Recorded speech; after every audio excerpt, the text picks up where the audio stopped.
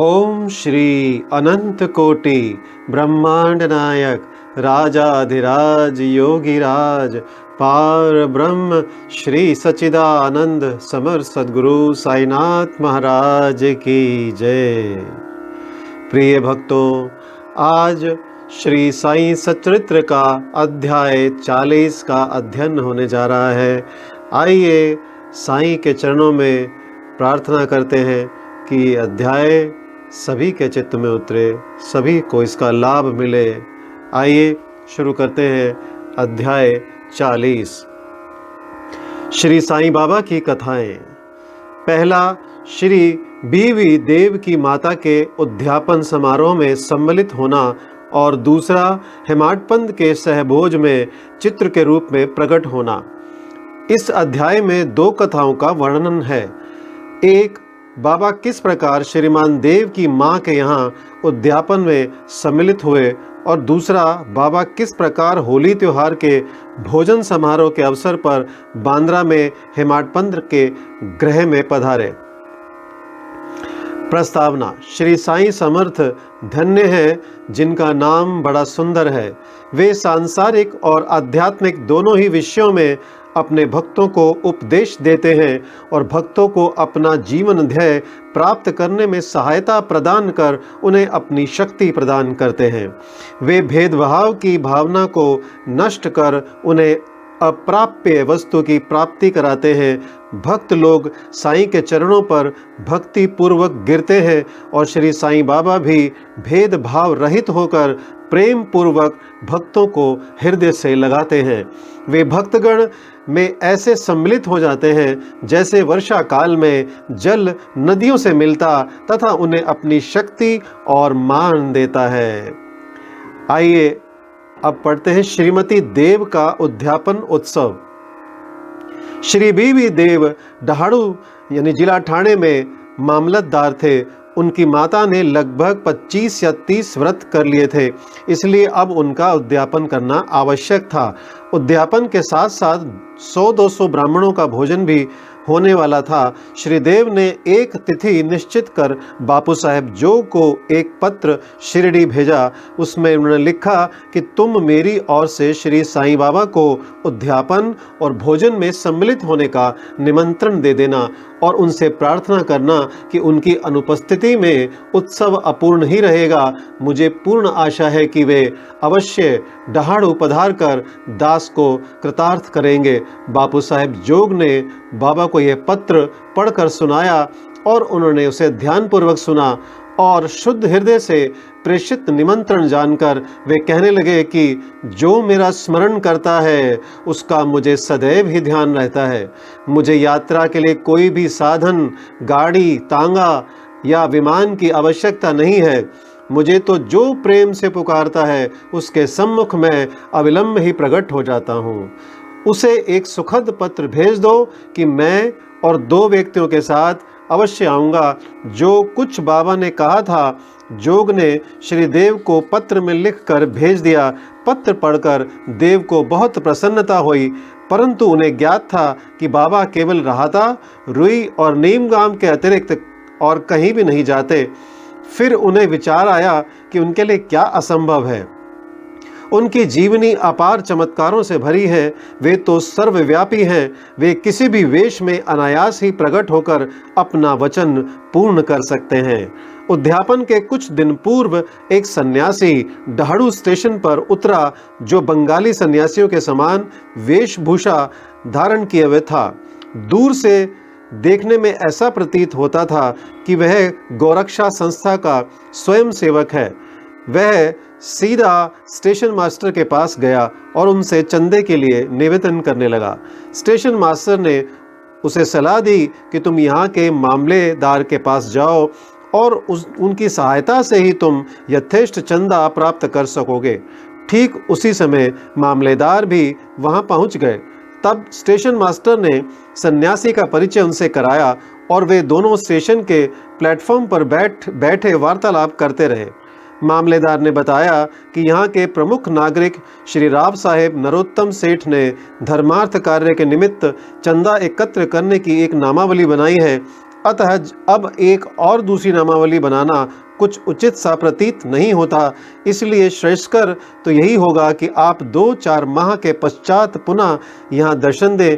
यह सुनकर सन्यासी वहाँ से चला गया और 1 माह पश्चात श्री देव के घर के सामने तांगे से उतरा। तब उसे देखकर देव ने मन ही मन सोचा कि वह चंदा मांगने ही आया है। उसने श्री देव को कार्यव्यस्त देखकर उनसे कहा, श्रीमान, मैं चंदे के निमित्त नहीं वरन भोजन करने के लिए आया हूँ। देव ने कहा, बहुत आनंद की बात है, आपका सहर्ष स्वागत है। सन्यासी ने कहा, मेरे साथ 2 बालक और हैं। तो देव ने कहा, तो कृपया उन्हें भी साथ ले आइए।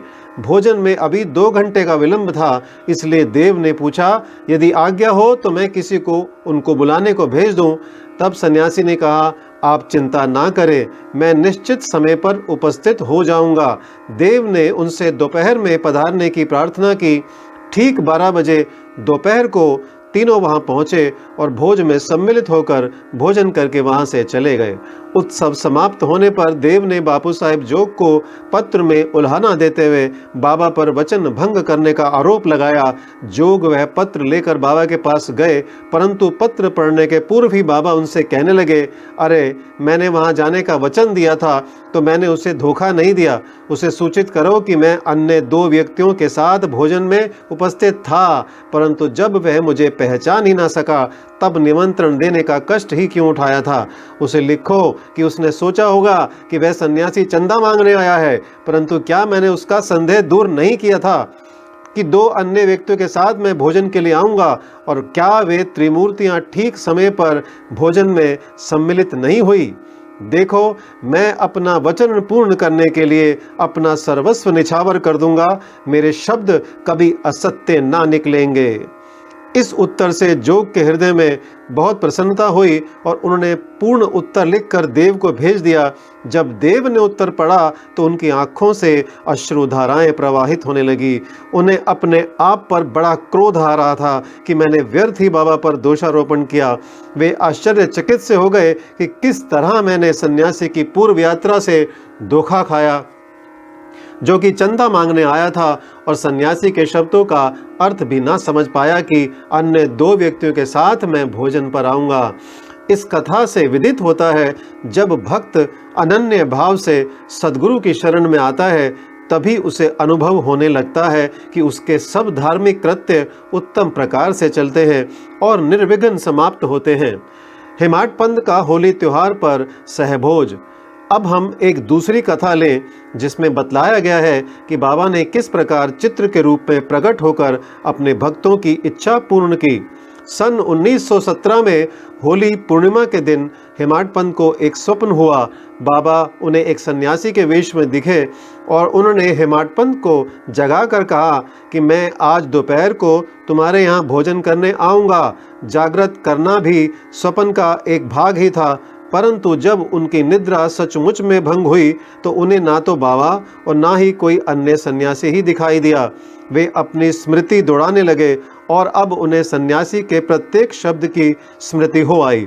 यद्यपि वे बाबा के सानिध्य का लाभ गत 7 वर्षों से उठा रहे थे तथा उन्हीं का निरंतर ध्यान किया करते थे, परंतु यह कभी भी आशा ना थी कि बाबा भी कभी उनके घर पधार कर भोजन कर उन्हें कृतार्थ करेंगे। बाबा के शब्दों से अति हर्षित होते हुए वे अपनी पत्नी के पास गए और कहा कि आज होली का दिन है, एक सन्यासी अतिथि भोजन के लिए अपने यहाँ पधारेंगे, इसलिए भात थोड़ा अधिक बनाना। उनकी पत्नी ने अतिथि के संबंध में पूछताछ की। प्रत्युत्तर में हेमाड पंथ ने बात गुप्त न रखकर स्वप्न का वृत्तांत सत्य सत्य बतला दिया। तब वे संदेहपूर्वक पूछने लगी कि क्या यह भी कभी संभव है कि वे शिरडी के उत्तम भोजन त्याग कर इतनी दूर बांद्रा में अपना रूखा सूखा भोजन करने को पधारेंगे। हेमाड पंथ ने विश्वास दिलाया कि उनके लिए क्या असंभव है। हो सकता है वे स्वयं ना आए और कोई अन्य स्वरूप धारण कर यहाँ पधारें। इस कारण थोड़ा अधिक भात बनाने में हानि ही क्या है। इसके उपरांत भोजन की तैयारियां प्रारंभ हो गई। होली का पूजन प्रारंभ हो गया और पत्तलें बिछाकर उनके चारों ओर रंगोली डाल दी गई। 2 पंक्तियां बनाई गई और बीच में अतिथि के लिए स्थान छोड़ दिया गया। घर के सभी कुटुंबी, पुत्र, नाती, लड़कियां, दामाद इत्यादि ने अपना अपना स्थान ग्रहण किया और भोजन परोसना भी प्रारंभ हो गया। जब भोजन परोसा जा रहा था तो प्रत्येक व्यक्ति उस अज्ञात अतिथि की उत्सुकता पूर्वक राह देख रहा था। जब मध्याह्न भी हो गया और कोई भी न आया, तब द्वार बंद कर सांकल चढ़ा दी गई। अन्न शुद्धि के लिए धृत वितरण हुआ, जो कि भोजन प्रारंभ करने का संकेत है। वैश्वदेव यानी अग्नि को औपचारिक आहुति देकर श्री कृष्ण को नैवेद्य अर्पण किया गया। फिर सभी लोग जैसे ही भोजन प्रारंभ करने वाले थे कि इतने में सीढ़ी पर किसी के चढ़ने की आहट स्पष्ट आने लगी। हेमाड पंत ने शीघ्र उठाकर सांकल खोली और 2 व्यक्ति, एक अली मोहम्मद और दूसरा मौलाना इस्मु मुजावर को द्वार पर खड़े हुए पाया। इन लोगों ने जब देखा कि भोजन परोसा जा चुका है और केवल प्रारंभ करना ही शेष है, तो उन्होंने विनीत भाव में कहा कि आपको बड़ी असुविधा हुई, इसके लिए हम क्षमा प्रार्थी हैं। आप अपनी थाली छोड़कर दौड़े आए हैं तथा अन्य लोग भी आपकी प्रतीक्षा में हैं, इसलिए आप अपनी यह संपदा संभालिए। इससे संबंधित आश्चर्यजनक घटना किसी अन्य सुविधाजनक अवसर पर सुनाएंगे। ऐसा कहकर उन्होंने पुराने समाचार पत्रों में लिपटा हुआ एक पैकेट निकालकर उसे खोलकर मेज पर रख दिया। कागज के एक आवरण को जो ही हेमाड पंत ने हटाया तो उन्हें बाबा का एक बड़ा सुंदर चित्र देखकर महान आश्चर्य हुआ। बाबा का चित्र देखकर वे द्रवित हो गए। उनके नेत्रों से आंसुओं की धारा प्रवाहित होने लगी और उनके समूचे शरीर में रोमांच छवाया। उनका मस्तक बाबा के श्री चरणों पर झुक गया। वे सोचने लगे कि बाबा ने इस लीला के रूप में ही मुझे आशीर्वाद दिया है। कौतूहलवश उन्होंने अली मोहम्मद से प्रश्न किया कि बाबा का ये मनोहारी चित्र आपको कहाँ से प्राप्त हुआ? उन्होंने बताया कि मैंने इसे एक दुकान से खरीदा था। इसका पूर्ण विवरण मैं किसी अन्य समय के लिए शेष रखता हूँ। कृपया आप अब भोजन कीजिए, क्योंकि सभी आपकी ही प्रतीक्षा कर रहे हैं। हेमाड पंत ने उन्हें धन्यवाद देकर नमस्कार किया और भोजन गृह में आकर अतिथि के स्थान पर चित्र को मध्य में रखा तथा विधि पूर्वक नैवेद्य अर्पण किया। सब लोगों ने ठीक समय पर भोजन प्रारंभ कर दिया। चित्र में बाबा का सुंदर मनोहर रूप देखकर प्रत्येक व्यक्ति को प्रसन्नता हुई और इस घटना पर आश्चर्य भी हुआ कि वह सब कैसे घटित हुआ। इस प्रकार बाबा ने हेमाड पंत को स्वप्न में दर्शन दिए, अपने वचनों को पूर्ण किया। इस चित्र की कथा का पूर्ण विवरण अर्थात अली मोहम्मद को चित्र कैसे प्राप्त हुआ और किस कारण से उन्होंने उसे लाकर हेमाड पंत को भेंट किया, इसका वर्णन अगले अध्याय में किया जाएगा। श्री सद्गुरु साईनाथ परमस्तु। शुभम भवतु। ओम साई राम।